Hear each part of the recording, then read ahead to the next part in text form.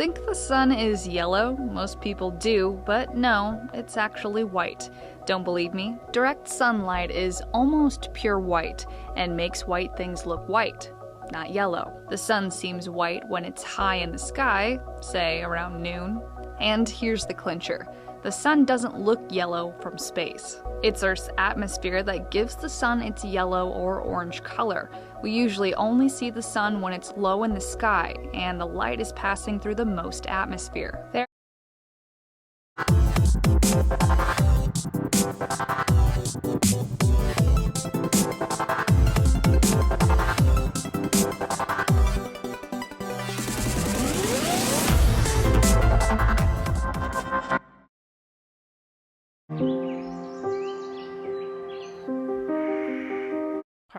On our visit to Kings Canyon and Sequoia National Parks in California in August 2024. We spent the first part of our trip in Kings Canyon National Park. These two parks are home to about a third of all sequoia trees on Earth. Sequoia National Park is full of superlatives. We have giant sequoias, of course, the largest tree in the world. The tallest mountain in the lower 48 states, Mount Whitney. But even if those things didn't exist, I think that Sequoia National Park could have been founded because of Crystal Cave. It's that impressive. The key thing that dictates how many caves you have and where those caves are is the rock type. By and large, Sequoia National Park is formed of granite, some kind of granitic rock, and most of the Sierra Nevada is made of that rock. But the caves do not form in that rock. The caves are formed in something that's older, a rock that's about 200 million years old. It's called marble. The marble represents a very small amount of the total rock in Sequoia, but almost everywhere you have marble and you have some water, you're going to have a cave. A unique property of marble is that it dissolves in water over hundreds of thousands of years and create these cave passages. The first thing that I would say about Crystal Cave is that it's tucked down in this neat little canyon. So the setting of the cave is really enchanting, and it's a beautiful trail to get there.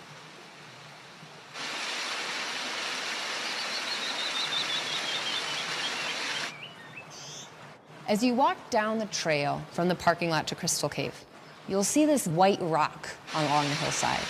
And that's the enormous marble block that Crystal Cave is carved inside of. When you get to the base of the trail, you're at the base of that marble vein. And you look up and you see the entrance to Crystal Cave.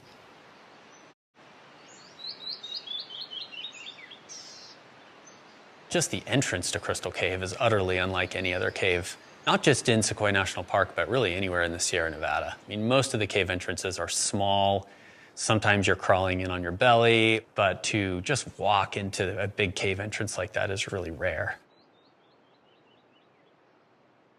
It posed a real challenge for how to control access to the cave over the years. And the spiderweb gate of Crystal Cave is one of the neater parts about a cave visit.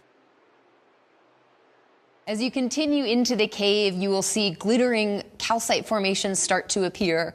And the formations that we see in the cave, they are made of rock, but they are incredibly fragile, which is why you're not able to just come inside the cave on your own. The only way to see Crystal Cave is on a guided tour. The total length of the tour route through the cave is about a half a mile. The total length of the cave is about 3 miles, so there's a lot of cave that you don't see on the tour. But the tour does take you to the best parts of Crystal Cave and certainly the largest passages and rooms. So when you get fully inside the cave, you'll notice it's a lot different than the surface world. It's probably cooler. It's 50 degrees Fahrenheit, 10 degrees Celsius year-round. And you will begin to hear the sound of moving water. I think the neatest thing about the entrance passage is that you get to walk right alongside the stream that flows through Crystal Cave. And that stream's important because that is the stream that has created the cave over 1 million years, cutting down through different levels of the rock. And what you're seeing is the clean, polished marble bedrock.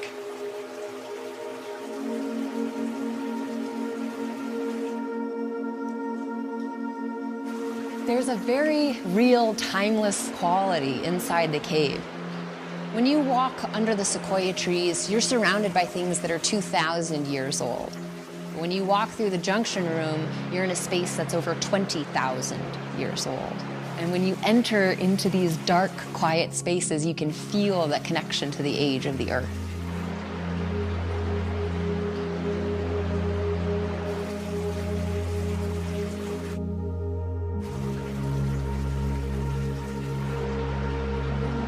Once you leave the junction room, then you start climbing up into a higher and older level of the cave.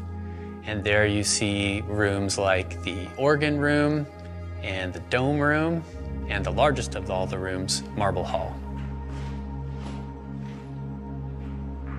The last room on the tour is Marble Hall, and this is one of the largest rooms out of any of the 300 caves we have in Sequoia and Kings Canyon National Park.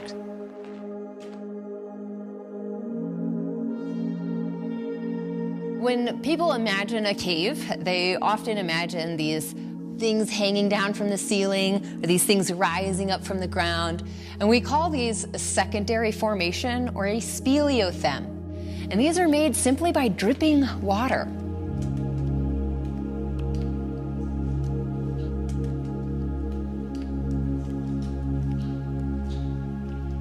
One of the most common minerals found inside marble rock is calcite.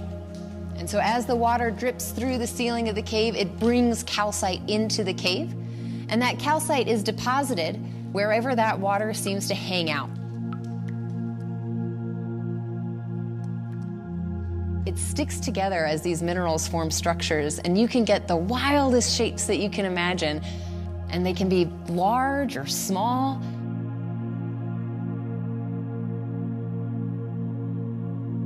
The way that water leaves these minerals behind, and the patterns and the shapes that it leaves behind, and the amount of time that it takes for these things to form, it's kind of like the more you think about it, the more amazing it becomes. If it's dripping straight down off the ceiling, it will form a thin column called a soda straw. Sometimes that will plug and the water will flow along the outside to make a stalactite. Water dripping off the end of those features will land on the floor of the cave and build a mound of calcite upwards called a stalagmite. And then when you have water just flowing over a sloping surface, it will deposit the calcite on that surface in a formation we call flowstone.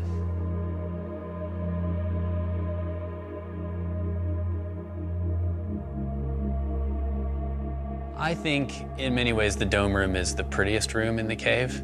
It has the densest assortment of calcite formations. There are stalactites, there are soda straws, there's a lot of really nice flowstone.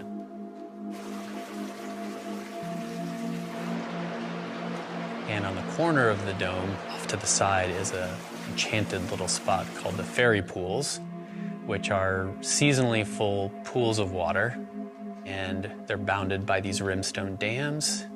You can see the water dropping into the pools every now and again, creating these ripples. It's the ultimate water feature.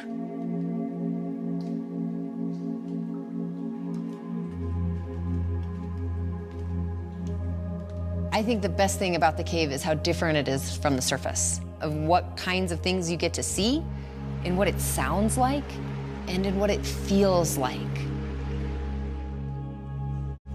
I think people come here to explore the differences that you can find on the planet Earth. This has been a Pinguinati production. Thanks for watching.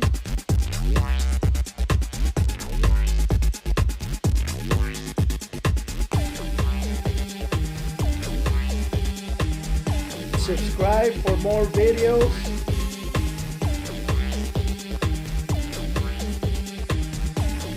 If you'd like to support the channel, links are in the description.